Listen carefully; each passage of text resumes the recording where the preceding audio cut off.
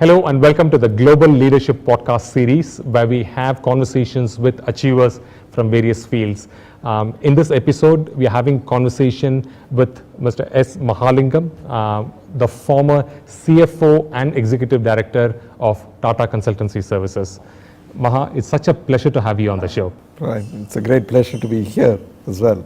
The one thing that really impressed me about your profile is that you joined TCS 40 years ago and you spent with the company for such a long time.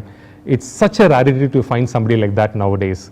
So what is it that made you stick with one company and really grow up the ladder? See, I joined actually 42 years earlier, and when I joined, I don't think I had ideas of continuing for such a long time. And therefore, it's really the excitement in work that needs to prolong your stay. What happened in TCS was that I was not doing the same job for more than 3 or 4 years, except the last job that I did, which was 10 years as the Chief Financial Officer. I joined as a programmer, although I qualified as a chartered accountant, and then moved into design systems. Then I marketed TCS activities in the early stages of growth of TCS. Then I created a delivery center in Chennai, in the one of the first ones to get created as a delivery center. Then we created a biggest offshore center. Then I was looking after training and HR before moving to this. Therefore, I didn't require the excitement of changing companies. I was doing the same thing within the same company.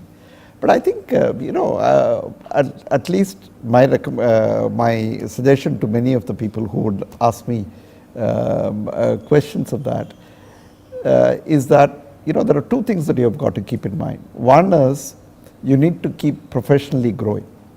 If you are not professionally growing, then you are coming to work and going back home. That's not going to achieve. You have got to be professionally growing. Second thing is you should trust the fairness of the organization. Obviously, if the organization is unfair, it would be. But again, that's a double-edged sword, because you might think something is unfair, whereas it might be fair for someone else. But you should have the maturity, just that. I think both these I found in TCS, and that's why I joined the organization as a trainee, and I left the organization on my retirement age. So the trick here is to seek newer challenges and have the guts to move out of your comfort zone and take on newer roles. Is that what has kept you active? See, that's exactly the point. I'll just tell you one instance. I qualified as a chartered accountant, but I didn't do any finance activity because I was essentially part of the business. Then in 2003, TCS decided to come out with a public issue. It got listed, which is one of the most challenging jobs, even for any finance professional, because you are creating, if you're starting a new company ab initio and just putting it's probably a little easy. But when you have a company which is already having a revenue of $1 billion, and you, as a division of another entity, and you've got to pull that out, and then create the complete finance department and so on. Quite often, people ask me, why did you have to accept that challenge? Because I was 55 years old at that time. I mean, my retirement age in TCS was 60 for a non-director, 65 for a director. And therefore, at that point in time, I was not a director, so I was looking forward to the last 5 years and so on. Why get into a very, very difficult job at that point in time? Once you start accepting that, you won't do anything worthwhile. Obviously, I didn't know what I was getting into. I don't think many people knew what I was also getting into, because there were legal challenges, there were taxation challenges, there were accounting challenges, there was dealing with the investor community, there was creation of a finance department which would be able to handle all this very, very well. And therefore you are getting into a very largely uncharted area. So if I were to trace my own career at various points in time, you referred to many different things. Each time it was a big challenge in my case. For instance, when we were developing the first global market. I went in as a resident manager in the UK. That was the first international office that TCS set up. How does someone with just a one-man army go and open up an international business? So this again, you know, if you think that you can't do that, or if the difficulty overwhelms you, you will never get anything done. And therefore you start thinking, what should I do? What are the various things that I've got to be doing, and so on. Learn from mistakes. You know, you'll fall down a few times, it doesn't really matter. And then you create that. Same thing happened when I had to start this big center in Chennai for what we used to call IBM Center, which essentially was the first major offshore delivery location that we were creating. And again, you know, that meant completely taking ownership for a fairly large business where the capital cost was very high. So my interest and depreciation I had to generate from day one. And therefore, you know, you start doing this. So everything is a challenge, and how you overcome that challenge is the fun of the game. So most companies, either small or mid-level companies, always desire to grow global, but that's also a big pain point for them. You successfully did that at TCS. So what advice would you give for companies who want to go global and expand? You see, in the case of TCS, I have to explain this. We had a relationship with a company called Burroughs Corporation, which later on became Unisys. Okay. Initially we were getting projects from there, and we were going to start a unit in India, which was called Tata Burroughs, Tata Unisys, Tata Infotech, which ultimately TCS bought back into the organization. And therefore there was some amount of track record that we created. Okay. But what had happened in 1977 was that we were spinning off another company. I see. And therefore that whole business which we had created was going away. And we had to create another business, at the same time ensuring that we do not compete with the business we were giving away. You know, there was this very difficult kind of issue. And therefore we were trying to create a new market. You know, one fortunate thing was we had done assignments, because that was the track record. So we had some capability in terms of, but we had to think through what product we were selling at that point in time very, very clearly. That we have the capability to do a lot of work offshore. There are certain cost advantages. We were willing to invest in technology. So there was a lot of proposition that we developed and then there were simple things that I had to do. One is, I used to measure myself on simple things. How do I generate one new contact every week? You know, these are, you know, you have to be metrics driven, because otherwise what will happen is that you will not know whether you are succeeding.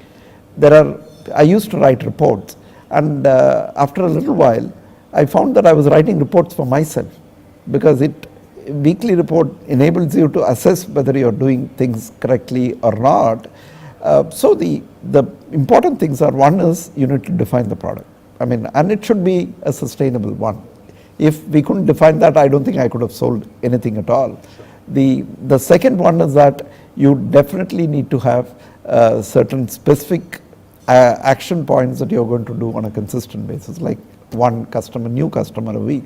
That's a very tough one. You know, at that time when I formulated, I said, what the hell? There is nothing, there are so many companies, I just have to walk into the door, but you wouldn't be let in by the receptionist, because she would turn around and say that you don't have an appointment and so on. So you start, how do I go and meet? At that time we used to call them the EDP manager. Now we call them the CIO. What kind of mechanism do I need to set up? So you start attending technology shows and so on. You start seeing where are the opportunities to network with people and all that. And that gives you an added dimensions of marketing and so on. And data driven. Lots of, like for instance, one of the things that I always tell people is that you've got to be very mindful of the cash flow that you're generating. So, and therefore you need to have easy wins right up front.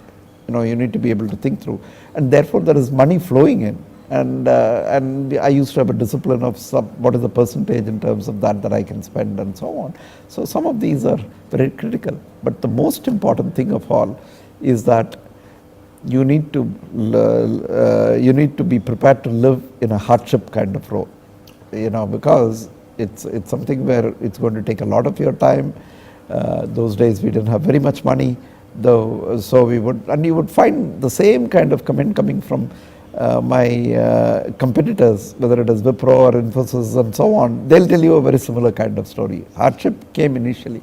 Later on, once you created the momentum, then everything was. So a chartered accountant who joined in as a programmer, but you took on roles where you were getting in the revenue and you made yourself more important in the company. Would you say that that's also one of the reasons why you were successful? You see, the thing is, you should, what is the boundary that you are going to draw on here? I've always maintained one thing, that I would not lose sight of my qualification, because then I don't have a great thing. So while I didn't do any finance job, I was always financially oriented. Okay. So that so anything that I did, that's why I told you that I had to generate money. I would have a certain percentage. Even when I started the IBM Center, I knew what the depreciation and interest was, and how am I going to match that. So I think, and people would come from different backgrounds. Lakshmi of Cognizant used to work with me. He came with a different background, and he would have his own set of ideas and metrics and so on. So I think, but at the same time, the reason why I said it's a boundary is, do you recognize any constraint? Do you say that I won't go beyond this because this is not my territory? Or how do I look at that as part of my own territory? That's the critical thing. And I was for a long time led by an extraordinary person, Mr. Kohli, who would always challenge us to learn more.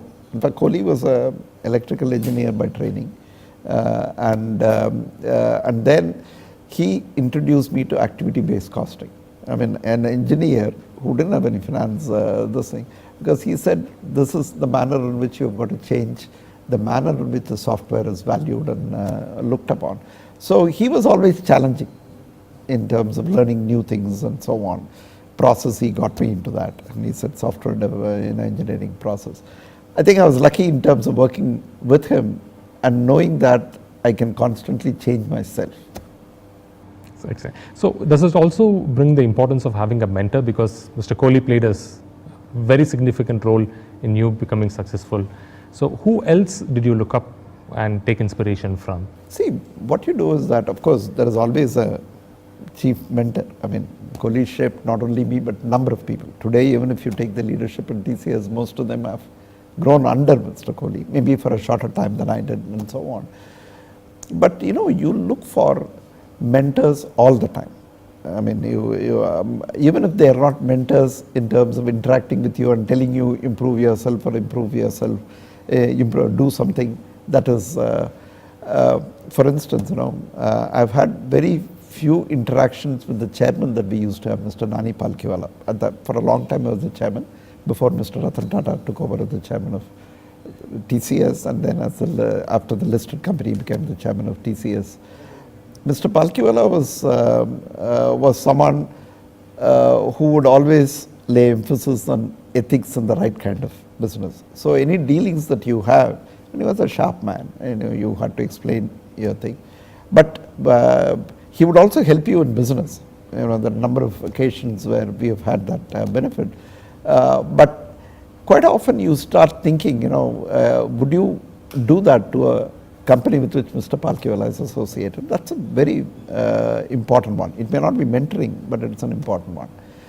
For instance, when I took up the role as Chief Financial Officer, and as I told you, I had not done anything, it was a very complicated one. And I started looking around for a number of people whom I could hold as examples and see what they are doing. Even my own industry, Mohandas Pai was, he doesn't know that he has had any role in shaping me. He would say that I'm much younger than you, but that is okay. But he had set the conditions for the investor relations. You had Mr. Devstali, who comes from L&T, who essentially showed how a chief financial officer has to work as a strategist within the same company. You had many other people, Keki Mistry of HDFC and so on. So what you do is that at various points in time, you listen to them as to what they are doing and so on. That is always very important, your ability to listen to different people. They may not know they are your mentors, and you may not even recognize them as mentors at that point in time. But what you're doing is to recognize excellence and see whether you can imbibe certain qualities with which you can never operate alone. You always have to have someone whose example you will follow. I also get a sense of lifelong student, that attitude as well, which is like continue to learn no matter from whom, young or old. Yeah, that is, you've got to all constantly learn, and reading habit helps. I've always been reading a variety of things, whether it is fiction or non-fiction and so on. And I think, many of these also teach you certain things that you've got to be imbibing. And at various stages they place you, when you are doing, and suddenly you realize that these are the kinds of things that have been written. So in your lifetime, Maha, what are some of the biggest challenges that you faced or failures, and how has that helped you shape into a better person? See, the main thing is that, failure always comes to everyone. I mean, there is, you can't avoid failure. And whether you then say that everything is over or not is the only kind of thing. So there are like, for instance, individually there will be failures when you feel that someone else has got promoted ahead of you, when someone else has got recognized as, and that happens all the time to everyone. I don't think it's very difficult to see anyone who has not gone through that kind of phase. The second thing is that in my case was that sometimes I felt that why have I been shifted to, for instance, when I came to Madras, why have I got shifted? The power resides in Bombay, which was what it was, and then on top of it you're accepting a challenge, which is very difficult to overcome, and so on. But then after some time you've got to say that, okay, I have confidence in myself and take that. I think every job that I have done, I have looked at failure. For instance, if you take TCS itself, we came up with the IPO in 2004, and that was the first time we are coming face to face with investors, a community that we had not engaged in, and we were being compared with everyone else. And some of our very formidable domestic competitors were reckoned to be better than us. They were coming very close to where we are. Then you are looking at a collective failure. You're the pioneer, you set the stage, you were ahead of them so much. How did it happen? What is it that made you set back? And therefore, at that point in time, even collectively as an organization, 3 or 4 of us at the leadership level would even have disagreements at that point in time as to what this implies. So another colleague, senior colleague of mine, might feel that I'm just criticizing him for something that's not done because that's an opening, or another one might feel that I'm questioning him on the costs so much and so on, or they would say something against me and then say that you're not able to report and so on, and therefore you're creating the problem. But the critical thing at that point in time was that all of us recognized there is a problem. We were not getting away from the problem. We were not setting up defenses against that problem, and we were willing to face that problem. Maybe we were having arguments amongst ourselves, that's about all, but it was a great one. So the moral of the story is that at every point in time you need to not view failure as something that is permanent, and you should really use that time to rework your strategy. Were you bracing yourself for the retirement because you led such a busy life, and then? Yeah, no, retirement has to come in. It's very difficult to plan for retirement. So I used to do something different the last 3 or 4 months before I retired, and I used to go to different people and say who had retired, say tell me how you're coping up with the retirement, and I found most of them I talked to totally not good models for me, because one of them when I asked him, so it's a great life. So I said, okay, how is it a great life for you? I mean, what did you do today? Don't ask me that question. I'm just coming from a conference call. So I asked him, then how is it different from your earlier life? And he had a good laugh and so on. But the main thing is, you need to be able to give that executive part away. I mean, I did go to office for about a month because I had to wrap up my things and so on, but I don't interfere, I don't do anything at all. I mean, I'm not even, I don't, the intrusion takes place even when you are asking for something. Sure. When someone has been there for 42 years and you've been at a very senior level and so on, people would, but then you are creating complications for your successor. So one of the things that I did for a variety of reasons was to shift from Mumbai to Chennai, which made things a little easier and so on. So first is get away from the executive responsibility fully, not just.